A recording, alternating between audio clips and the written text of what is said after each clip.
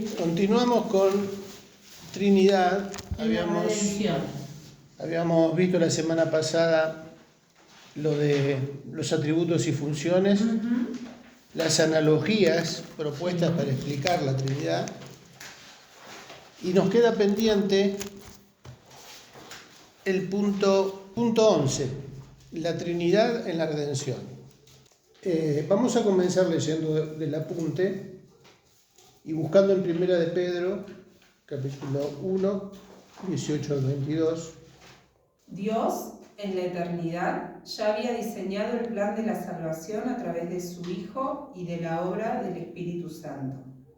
¿Sigo? Sí. Cuando se produce la caída, Dios, proféticamente, le anuncia a Satanás su derrota provocada por Cristo en la cruz. Génesis 3:15, texto conocido como el protoevangelio. La intervención de Dios en la historia, encarnándose en Jesús, fue necesaria para consumar la obra de redención. Juan 1:1, 14, 18. Bueno, para ahí un ratito. Acá tenemos tres puntos distintos, ¿no? En primer lugar, Primera de Pedro 1, 18, ¿qué dice? 1, 18 al 22. Sabiendo que fuisteis rescatados de vuestra vana manera de vivir, la cual recibisteis de vuestros padres, no con cosas corruptibles como oro o plata, sino con la sangre preciosa de Cristo, como de un cordero sin mancha y sin contaminación. Es hasta el 22, ¿no? Sí. Ya destinado desde antes de la fundación del mundo, pero manifestado en los postreros tiempos por amor de vosotros, y mediante el cual creéis en Dios, quien le resucitó de los muertos y le ha dado gloria, para que vuestra fe y esperanza sean en Dios, habiendo purificado vuestras almas por la obediencia a la verdad mediante el Espíritu, para el amor fraternal no fingido, amados unos a otros entrañablemente de corazón puro. Si leemos desde el 17, dice: y si invocáis por Padre aquel que sin excepción de persona juzga según la obra de cada uno, tenemos desde el 17 hasta lo que acabamos de leer, presente a la Trinidad. Tenemos al Padre, al Hijo y al Espíritu Santo. Ahora, lo que intentamos destacar en este punto es el plan de redención. O sea, dentro de este plan de redención aparece el Padre, aparece el Hijo, aparece el Espíritu Santo. ¿Desde dónde? ¿Desde qué momento? Antes de la creación. Desde la caída, desde el huerto.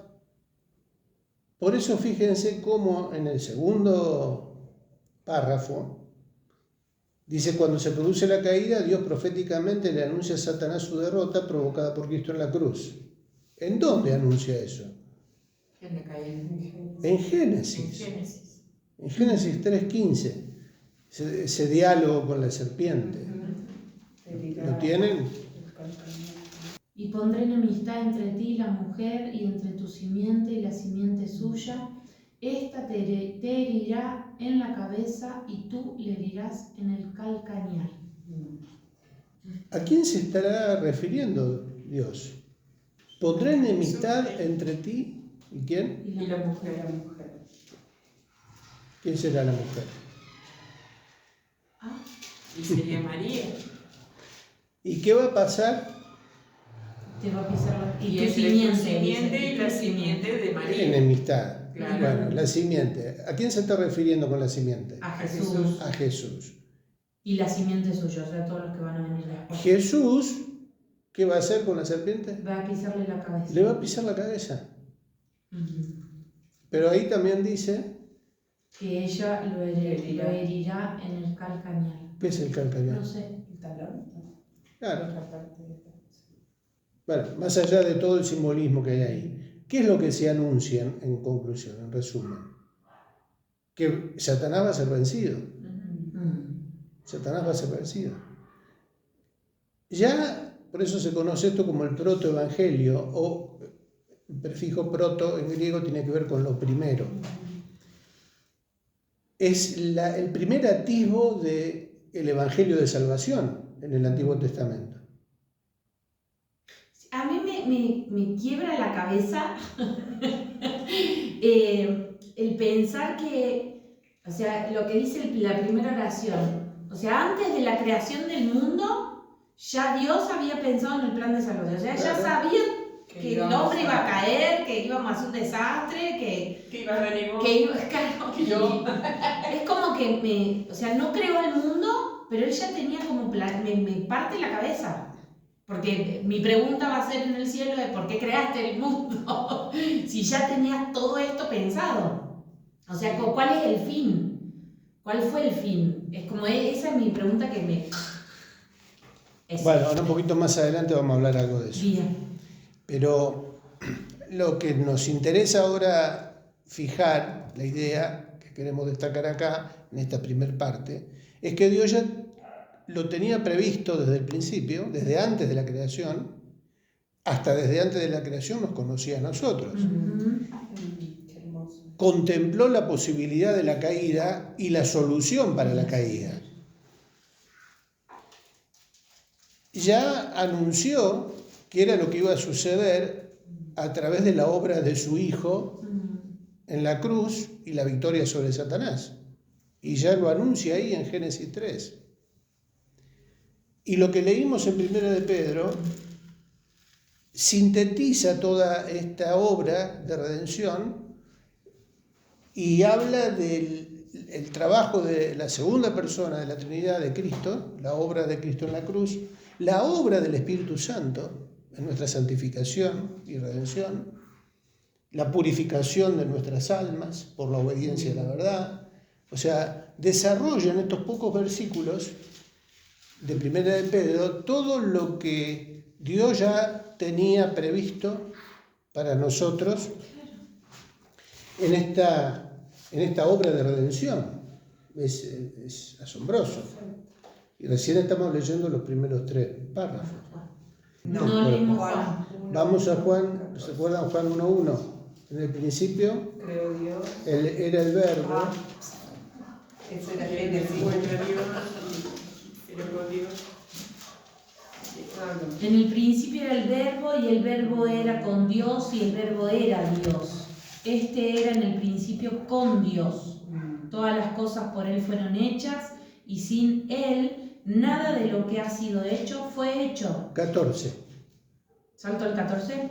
Y aquel verbo fue hecho carne y habitó entre nosotros y vimos su gloria, gloria como del unigénito del Padre, lleno de gracia y de verdad. 18. ¿Y 18? A Dios nadie le vio jamás, el unigénito Hijo que está en el seno del Padre, Él le ha dado a conocer. Bien. ¿Qué hace Juan? Recuerden que Juan escribe este evangelio después de muchos años de haber meditado, de haber reflexionado, de haber recordado la obra de Jesús, las enseñanzas de Jesús. Y es como que también en este primer capítulo sintetiza mucho, resume mucho de lo que tiene que ver con la redención y con el propósito de Cristo en su encarnación. Ya habla de que aquel verbo fue hecho carne. ¿De qué está hablando? Está hablando de la eternidad del verbo, que antes no era carne, fue hecho carne. Habla del unigénito. Está hablando de alguien que tiene la misma genética que el Padre. Habíamos hablado de esto, no sé si se acuerdan. Sí. O sea, de la misma naturaleza del Padre. Juan sigue diciendo, vimos su gloria. Lo que percibieron sus discípulos fue alguien que era totalmente distinto a un ser humano normal. Está hablando de ese milagro de la encarnación. ¿Para qué? Seguimos leyendo. ¿Hay alguien conectado que se anima a leer? La Su. La Moni no va a leer. ¿Está Su por ahí? La Su. Estoy. Sigo con la parte que sigue del Cordero de Dios. Sí. El Cordero de Dios que quita el pecado del mundo debía ser sin mancha y sin contaminación. Primera de Pedro 1:19 y Hebreos 9:14. Por eso, el nacimiento virginal de Cristo fue con la necesaria intervención del Espíritu Santo para engendrarlo en María. De lo contrario, mantendría la naturaleza pecaminosa de cualquier mortal, y él no era cualquiera. Su doble naturaleza lo distinguía. Sus enseñanzas, sus milagros, su muerte y resurrección reflejaron la gloria de Dios. Juan 1, 14, 9. Solo Dios tiene poder para dar y o devolver vida. Y Jesús declaró: por eso me ama el Padre, porque yo pongo mi vida para volverla a tomar. Nadie me la quita, sino que yo mismo la pongo. Tengo poder para ponerla y tengo poder para volverla a tomar. Este mandamiento recibí de mi Padre. Juan 10, 17, 18. Esto es impresionante, ¿no? O sea, el mismo Jesús está hablando de su atributo divino, de dar vida, de poner la vida, de quitar la vida y volverla a tomar. Solo Dios puede hacer eso. Y el Cordero de Dios que quita el pecado del mundo debía ser sin mancha. Lo habíamos leído ya en 1 de Pedro 1:18. En Hebreos también vuelve a hablar del Cordero sin mancha y sin contaminación.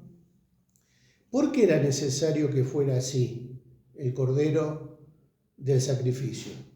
¿Se acuerdan que en el Antiguo Testamento los corderos que se sacrificaban tenían que ser sin defecto? ¿Para qué? Para que sea válido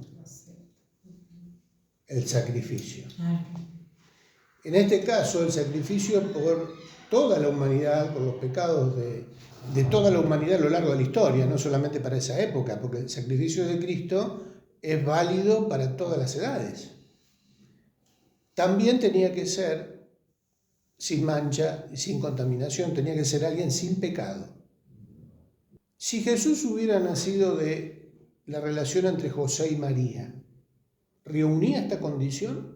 No. ¿Por qué?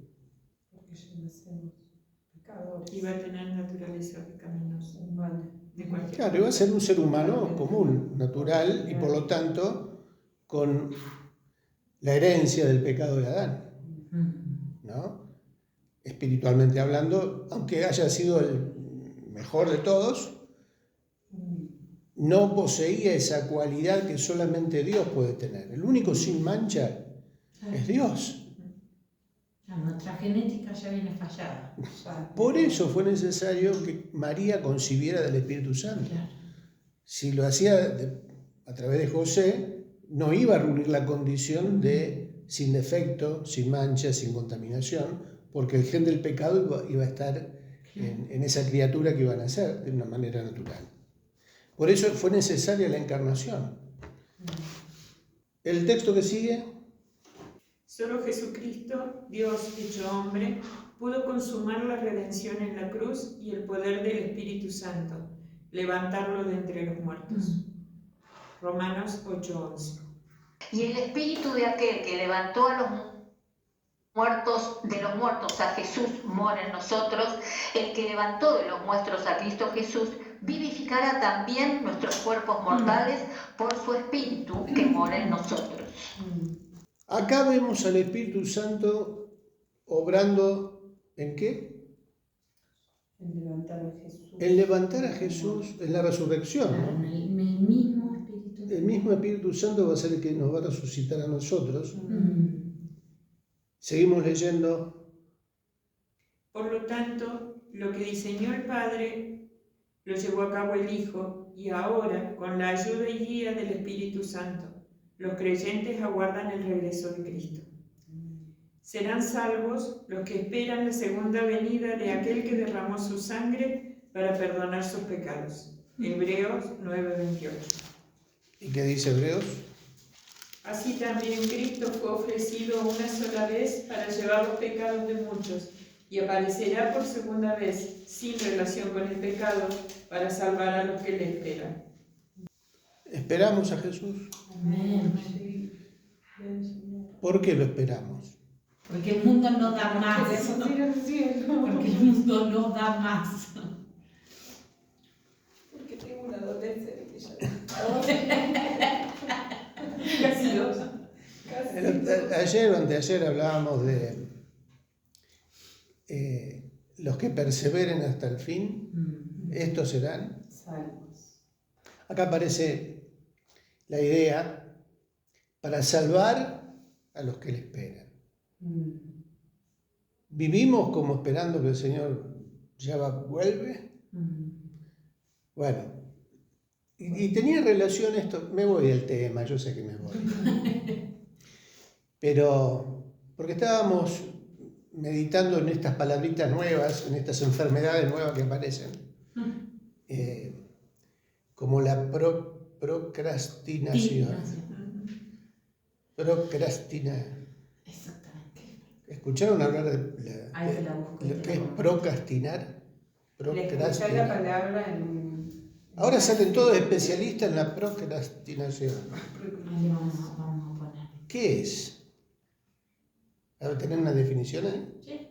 ¿La Biblia habla de procrastinar? No. Pero sí habla la Biblia de ese problema. Lo Claro. que pasa es que ahora salen, es como que descubrieron la pólvora, ¿no? Salen especialistas, psicólogos, psiquiatras, estos de terapias alternativas y todo a sacar recetas de cómo combatir la procrastinación. Vamos a compartir. Estamos improvisando, perdón los que están conectados si nos vamos un poquito. Léelo algo para... Procrastinar es un término que tiene su origen en la palabra latina procrastinare y significa diferir, aplazar. Según la RAE, se trata de una voz creada en su origen a partir del adverbio cras, toma su significado, dice postergación o posposición en la acción o hábito de retrasar actividades o situaciones que deben atenderse, sustituyéndolas por otras situaciones más irrelevantes o agradables por miedo a afrontarlas o pereza a realizarlas. Ahí está, Soy procrastinadora. Con deficiencia también. Te escuchamos, Su, ¿qué encontraste? Yo tengo acá que procrastinar es el acto de posponer o aplazar deliberadamente tareas o actividades importantes, sustituyéndolas por otras menos relevantes o más agradables, a pesar de ser conscientes de las consecuencias negativas de la demora. Esta tendencia, que se origina en el latín y no es sinónimo de pereza, está relacionada con la dificultad para gestionar emociones negativas como la ansiedad o el estrés que genere una tarea, el miedo al fracaso, el perfeccionamiento o la baja autoestima.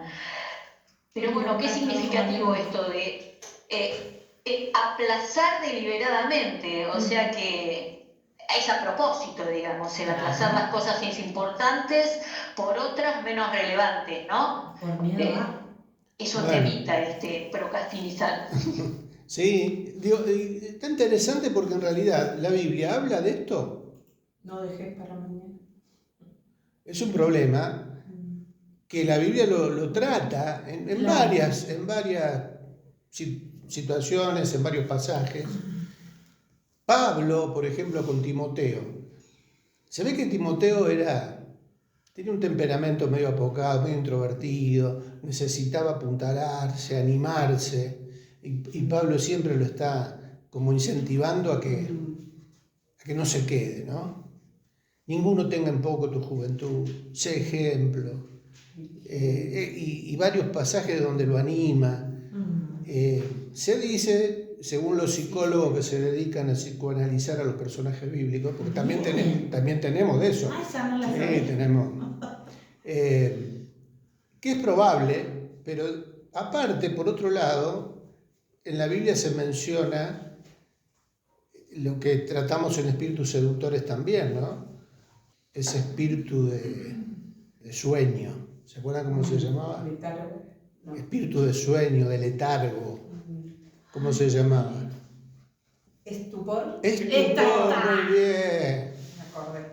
Bueno, tiene que ver con algo espiritual también, y especialmente en los creyentes. ¿Por qué razón, sabiendo lo que Dios pide, o lo que Dios quiere, o el llamado que Dios nos hizo, por qué lo postergamos? Porque sabiendo que es algo que el Señor quiere hacer con nosotros, ¿no? o un desafío, una tarea o algo que sabemos que Dios espera que hagamos. Y Jesús trató con parábolas el ejemplo de los hijos, de los siervos, los hijos que el padre le pedía algo y sí voy, como el chavo, ¿no? Dice, sí voy, no iba. Claro. Y después el otro que no quería ir y después va. Bueno, la Biblia contempla todas estas cuestiones y tiene una guía para eso. Con respecto a la segunda venida del Señor, porque estábamos hablando de eso, nosotros sabemos que el Señor viene. Por eso la relación con esta pregunta, ¿lo esperamos? ¿Estamos esperando que el Señor venga? ¿Qué estamos haciendo? ¿O estamos dedicándonos a otras cosas sin tomar en cuenta esto y lo dejamos para más adelante? Total falta que venga. Cierro el paréntesis porque... Pero, vino este comentario en otro grupo porque hay algo espiritual que se está dando en estos últimos tiempos de la Iglesia, en donde el enemigo mete este tipo de cosas y lo más interesante es que la solución para esto no se busca en Dios, se buscan todas estas terapias alternativas que te ofrecen por internet. No, esto no es un problema tuyo, esto es una cuestión de distracción natural que se soluciona, como decía vos, Alu, siguiendo el Feng Shui, siguiendo el Mercurio retrógrado, los portales, claro. la nueva era, la Maricondo. Es culpa del viento norte. Entonces, en lugar de buscar la solución, consumimos este tipo de recetas sin darnos cuenta de que en lugar de buscar en el Señor la guía del Espíritu Santo, la fortaleza, la sabiduría, el discernimiento, ¿por qué me distraigo con esto? Sí, que encima son como soluciones temporales, porque qué sé yo, inconscientemente creo que me da la solución, pero al mes estoy buscando otra cosa, porque ya no me alcanzó eso que eso me dio, ya no me sirvió. Entonces busco algo nuevo y es continuo. A mí, por ejemplo, me impactó mucho lo que compartió Tito el domingo, y es tan real porque vos lo ves en videos que se comparten de cómo el mundo se está metiendo en la iglesia, ¿no? Y estas cuestiones en vez de la iglesia meternos en el mundo. El otro día yo le contaba a los chicos del sábado que veía una reunión de jóvenes donde el que pasaba música era un DJ, con la tecnología de un DJ de boliche, y hacía mezclas de canciones de alabanzas, y los jóvenes con luces, y fue como, es más, yo tengo una conocida mía allá en Buenos Aires, que el templo son paredes negras y luces, y vos decís, ¿es un culto? Salen todos, como que me impactaron esas cosas y fui relacionando con esto que hablaba Tito el domingo, ¿no? Sí, en lugar de influenciar sobre el mundo, nos dejamos influenciar por el mundo. Claro. Sin embargo, Dios sigue preocupado en la redención. Estamos en este punto de cómo el Padre, el Hijo y el Espíritu Santo obran en la redención, trabajan y siguen operando. Y lo vamos a ver ahora en el punto que sigue, a través de la vida de la Iglesia. Arrancamos con el párrafo que está debajo del título. Aparte de Susana, ¿hay alguien más? No, pero no puede leer. Bueno, Giselle. Bueno, las tres personas se pueden ver en la organización y distribución del trabajo que cada miembro del cuerpo debe realizar. 1 Corintios 12, 4 al 6. Ahora bien, hay diversidad de dones, pero el Espíritu es el mismo. Y hay diversidad de ministerios, pero el Señor es el mismo. Y hay diversidad de operaciones, pero Dios, que hace todas las cosas en todos, es el mismo. ¿Hasta ahí? Sí. Pues el apóstol Pablo está enseñando acerca de los ministerios en la iglesia, de los dones, de los ministerios y de las operaciones en el cuerpo de Cristo. ¿Quién reparte los dones? Como Él quiere. El Espíritu. ¿Quién organizó los ministerios en la iglesia? Jesús. ¿Quién organiza los ministerios en la iglesia? Jesús. Jesús. ¿Y las operaciones? ¿A qué se refiere con operaciones? Ahí vamos. ¿Quién está detrás de las Dios. operaciones? Dios. Padre. O sea que en un versículo encontramos a las tres personas trabajando, operando, desarrollándose en una relación de, como hablábamos desde el principio, ¿no? de sujeción mutua y de orden y de respeto, pero trabajando juntos dentro de la iglesia. Cuando ahí encontramos la palabra operaciones, encontramos un término que tiene que ver con el poder de Dios actuando. Es muy amplio, es amplio. Algunos teólogos asocian las operaciones con los dones del Espíritu Santo, que son dones sobrenaturales, manifestaciones de dones sobrenaturales, de milagros, o sea, operaciones especiales de Dios, ¿no? Que se dan a veces sin que nosotros nos demos cuenta, cuando hay algún milagro, cuando sucede algo en donde Dios interviene, fuera de lo visible de los ministerios. El párrafo que sigue... ¿La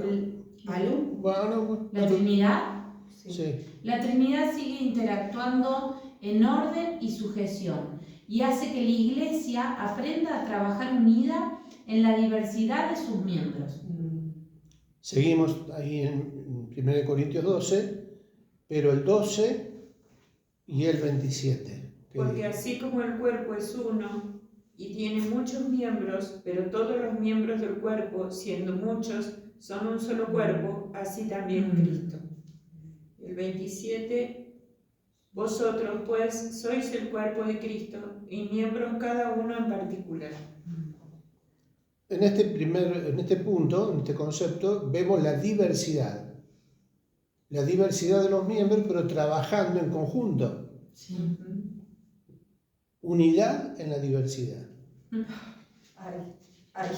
creo que si se entendiera... Y que eso es lo que a veces crea las divisiones, porque yo quiero que las cosas se hagan como yo entiendo que tienen que ser. Por eso Y yo acá creo te está que diciendo si se entendiera este capítulo, que es diverso. pero así, por operación milagrosa del Señor, no habría problemas dentro de las iglesias, no habría problemas. Bueno, Pero está nuestra genética fallada.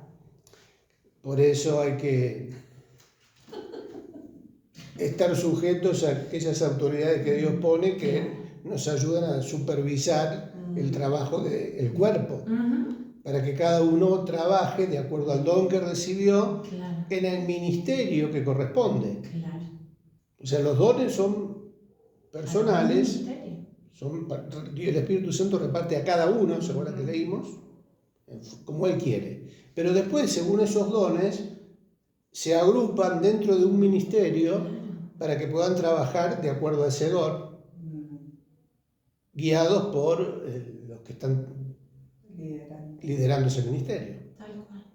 No es tan complicado. No. Lo que pasa es que, claro, por ahí nosotros la complicamos porque queremos otra cosa por ahí, ¿no? Sí, todo. ¿Sigo leyendo? Dale. La Trinidad se relaciona sobre la base del amor porque Dios es amor. 1 Juan 4, 7 y 8. Y esa característica se debe manifestar en su iglesia. Todos somos distintos, pero nos une el mismo amor de Dios que fue derramado en nuestros corazones por el Espíritu Santo que nos fue dado. Romanos 5, 5b. Ahí está. No sé si crees que sí. ¿Qué es lo que nos une, lo que nos debe? El amor. Porque Dios es amor y Él quiere relacionarse con nosotros a través del amor. Cuando yo te decía un poquito más adelante, por ahí vamos a hablar de por qué, si Dios sabía todo esto de la caída y todo eso, por qué siguió adelante con su proyecto de creación. Bueno, por acá vamos rumbeando. Vamos a hacer. Porque Dios quiere relacionarse con sus criaturas a través del amor, es una relación de amor. Y Él quiere que nosotros lo elijamos a Dios como nuestro Padre, aunque es al revés, Dios nos elige a nosotros, ¿no? Pero que elijamos tener una relación con Él por amor, basado en el amor. Porque entendemos el amor de Dios que se manifestó hacia nosotros a través de su Hijo de esa manera. Eso nos lleva a amar a ese Dios que entregó a su Hijo por mí. ¿Cómo no lo voy a amar? ¿Cómo no voy a estar agradecido? ¿Cómo no voy a querer conocerlo? Tener una relación con Él. Porque ese amor me cautivó. Y la relación que se va a dar a partir de ese momento es basada en el amor.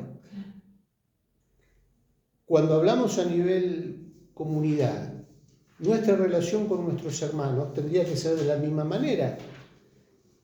Porque si partimos de la base que así como el Señor nos perdonó a nosotros, según las enseñanzas también de Pablo, de la manera que Cristo os perdonó, así también hacerlo vosotros. Ese perdón está basado en el amor. Entonces yo tengo que pensar, si a mí Dios me amó de esa manera y me perdonó, ¿por qué yo no voy a tener esa misma relación con mi hermano? Si con él o con ella Dios hizo lo mismo, la amó, lo amó. Yo también tengo que amarlo. Si Dios lo ama, ¿por qué yo no lo voy a amar? No es tan complicado el razonamiento. O sea, tendría que estar todas las relaciones entre nosotros, entre los hijos de Dios. No ve lo que nosotros vemos. Bueno, seguimos, a ver. Por eso el apóstol Pablo dice: os ruego que andéis como es digno de la vocación con que fuisteis llamados, con toda humildad y mansedumbre, soportándoos con paciencia los unos a los otros en amor. ¿Está clarito? Hay palabras de más ahí. Con paciencia. Sí, que sí, claro. El amor. Seguimos. En este pasaje, conocido como las 7 columnas de la Iglesia, las personas de la Trinidad están presentes, solícitos en guardar la unidad del Espíritu, en el vínculo de la paz, un cuerpo y un espíritu, como fuisteis también llamados en una misma esperanza de vuestra vocación. Un Señor, una fe, un bautismo, un Dios y Padre de todos, el cual es sobre todos y por todos y en todos. Efesios 4, 3, 6. En este pasaje de Efesios 4, que se conoce como las columnas, ¿no? Las 7 columnas de la Iglesia, aparece la Trinidad, un Dios y Padre, Jesucristo, el Espíritu Santo. ¿Y el último párrafo? En la doxología de 2 Corintios 13, 14, vemos a la Trinidad participando en la bendición para las iglesias. La gracia del Señor Jesucristo, el amor de Dios y la comunión del Espíritu Santo sea con todos vosotros. Amén. A los 3. Podría haber dicho el amor de Dios y listo. Pero por alguna razón el apóstol Pablo también menciona el Padre, el Hijo y el Espíritu Santo. La gracia del Señor, el amor de Dios, el Padre y la comunión con el Espíritu Santo. Del Espíritu Santo. Sea con todos vosotros. Bien.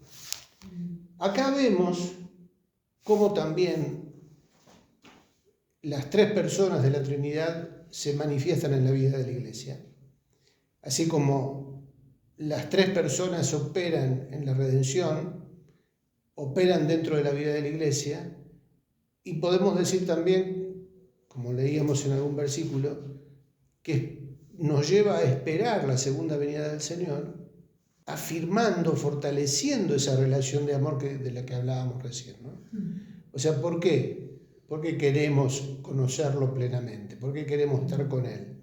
¿Por miedo al infierno? No, yo lo espero porque si estoy esperándolo, en una de esas me lleva. No, a veces uno charla, cuando charlamos con las personas, especialmente con los nuevitos, ¿no? Porque todos nosotros venimos de tener mucha información distorsionada de Dios y de la enseñanza de la palabra, ¿no? Entonces hay mucha superstición, mucha fábula, mucho de la mitología.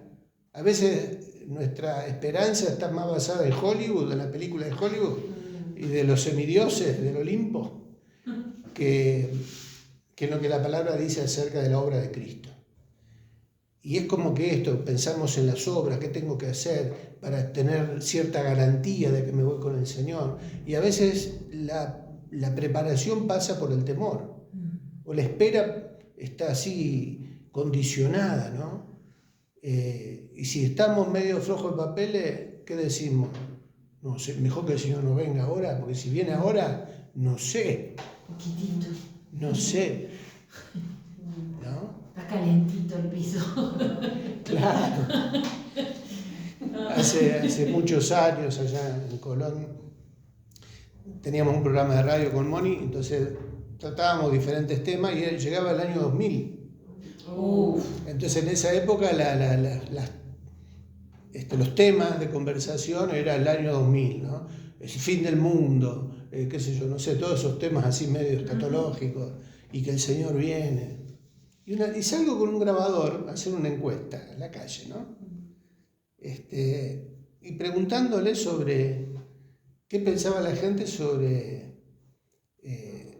lo que iba a suceder, el fin de los tiempos, y puntualmente sabiendo que la mayoría creyentes, cristianos o que habían recibido algún tipo de formación religiosa, preguntándole si esperaban que Jesús volviera. Y bueno, había de todo tipo de respuestas, ¿no? Muchas correctas. Creían que Jesús volvía, que Jesús prometió volver, que iba a haber una segunda venida. Muchos creyentes apartados me encuentro en la calle, otros que sí eran miembros de iglesia. Pero me acuerdo que paso por una obra en construcción y había uno que estaba trabajando. Y me acerco y le pregunto, estos entrerrianos así, bien entrerrianos, ¿no? Bien de monte. Y le pregunté, le digo, ¿vos esperás o creés que Jesús va a volver a este mundo? Así como vino la primera vez, ¿va a venir una segunda vez? Más vale que no venga. Así nomás. Más vale que no venga. Y le digo, ¿por qué? Y porque si llega a venir ahora y nos encuentra como estamos, nos va a agarrar de ahí y nos va a pegar y nos va a mandar a... Fue una respuesta de esas espontáneas, ¿no? Buenísimo. Pero el tipo fue la respuesta más sincera y auténtica. O sea, no estaba diciendo nada raro.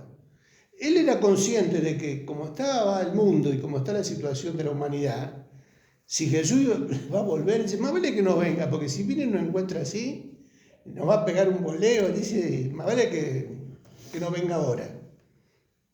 Bueno, a veces, por eso, cuando reflexionábamos sobre esto, ¿no? Hace un rato y los otros días con el otro grupo, veíamos que, bueno, que tenemos que tomar conciencia que Jesús hizo una obra tan grande en la cruz por nosotros. El Padre se despojó de su Hijo. El Espíritu Santo está trabajando todos los días también en nuestra vida, buscando la santidad, ¿no? Y está preparándonos para que cuando llegue ese momento estemos listos, ¿no? Que estemos en condiciones de poder irnos con Él. Por eso el desafío de estudiar, de conocer, de prepararnos, no es solamente para satisfacer nuestra curiosidad mental, sino para predisponernos a servir al Señor, estar en comunión con Él, buscar de su presencia, tratar de compartir nuestra fe con otros y predicar el Evangelio de salvación mientras haya oportunidad de hacerlo. Si nos encuentra el Señor haciendo esto, ¿por qué la duda? ¿Por qué el temor? No tendría que existir, porque si lo hacemos motivados por el amor al Señor y el Espíritu Santo es el que nos dirige y nos impulsa, bueno, es una buena señal. El problema es cuando dejamos que la procrastinación nos distraiga, nos frene, nos inmovilice, Bueno, nos anule. terminamos de decir la palabra, no sé, ponete a hacer algo. Ya procrastinamos. Bueno, vamos a orar. Amén. ¿Seguís ahí, Susana? Bendito Dios. En nombre, Señor, en esta noche, y te damos gracias por el tiempo, Señor. Gracias por la vida de Ricardo, gracias porque Él nos guía y abre nuestras cabezas, muchas cosas que nosotros no llegábamos a entender, Señor. Gracias por su claridad, gracias, Señor, por su disposición para enseñarnos. Gracias porque sabemos que donde estamos reunidos 2 o 3 en tu nombre, vos estás presente, Señor, derramando de tu Santo Espíritu y dando, Señor, el suficiente entendimiento para poder comprender estas cosas que a veces no son visibles. Señor, gracias por los hermanos presentes. Oramos por los que no hayan podido llegar y por los que no se hayan podido conectar, Señor. Y que esto siga siendo de aumento espiritual y de enriquecimiento para todos nosotros. Te bendigo en el nombre de Jesús. Amén. Amén. Amén. Amén.